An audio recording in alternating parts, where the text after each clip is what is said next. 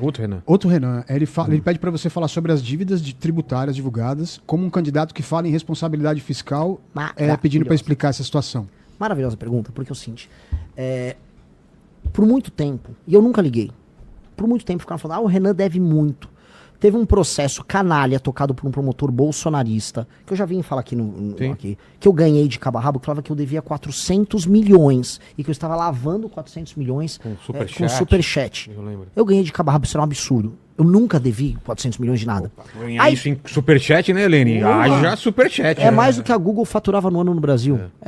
É completamente lunático. 2. Aí depois tinha uma matéria do UOL que eu devia 6 milhões.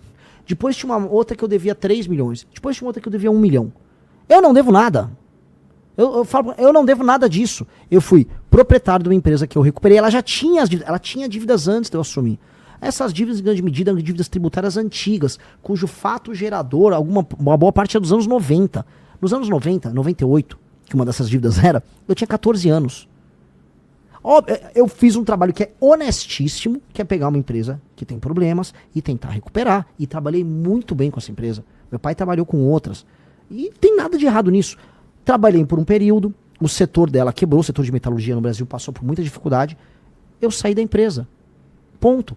Eu não tenho nenhuma dessas dívidas. O que tem uma matéria maldita, eles ficam tentando colar isso comigo, que é tudo mentira, e eu tô com as certidões todas. Então, assim, quem quiser jogar isso vai se dar mal, porque eu tenho todas as certidões, não devo nada, e tô bem tranquilo sobre esse tema. E mais, só que agora eu vou provocar. Sabe quem não deve nada, ou não deve nada pra Receita? O Vorcaro. Quem não deve nada? Empresário que ganha renúncia fiscal e não precisa pagar imposto.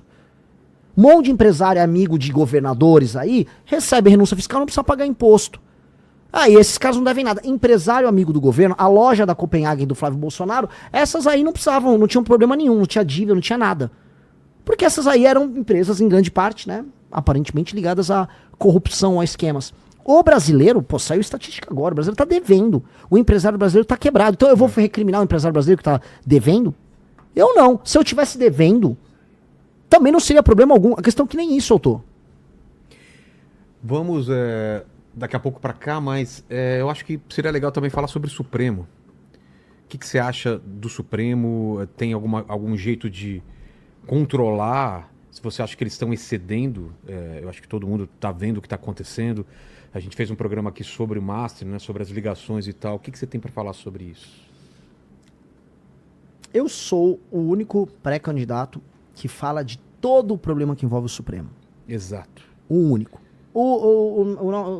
Para ser justo, o Zema não fala de todo o problema, mas ele fala também do problema. Ele tá inclusive, comprando uma briga aí com o João Mauro. E eu acho bacana. É útil ele falar também.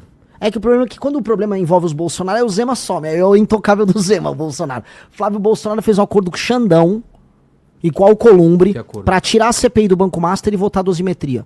Cadê aí a galera? Cadê o videozinho de IA?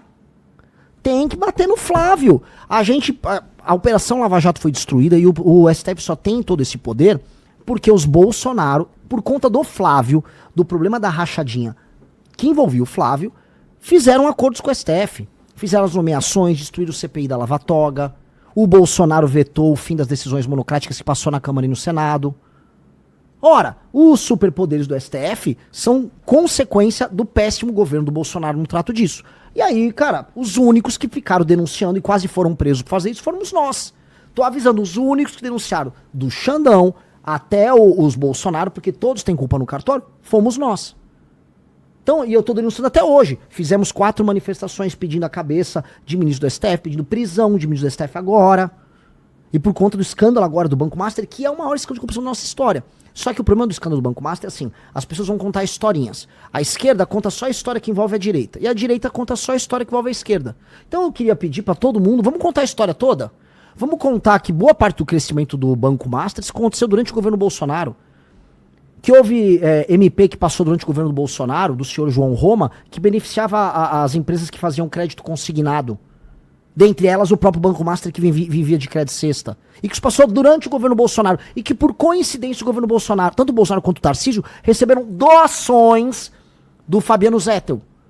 E depois o Tanuri, que é o sócio oculto do Banco Master, tanto no Paraná do senhor Ratinho, quanto em São Paulo do senhor Tarcísio, participaram de operações de privatizações estranhíssimas, que terminaram turbinando o caixa do Banco Master. Tudo isso público notório, não é minha opinião. Não vamos falar da parte que envolve a direita, que da esquerda a gente já sabe, o Crédito Sexta, que é a base do escândalo do Banco Master, começou com o PT. E o PT quer acabar. Só que envolve também o Centrão, envolve o mapa do Alcolumbre, que enterrou, junto com o Flávio Bolsonaro, com o governo, com todo mundo, com o STF, a CPI do Master. Ficar falando só de parte, não, eu vou contar aqui, vou contar o que você não sabe. É muito legal pra você agradar o bolsonarista e o petista. A turma de esquerda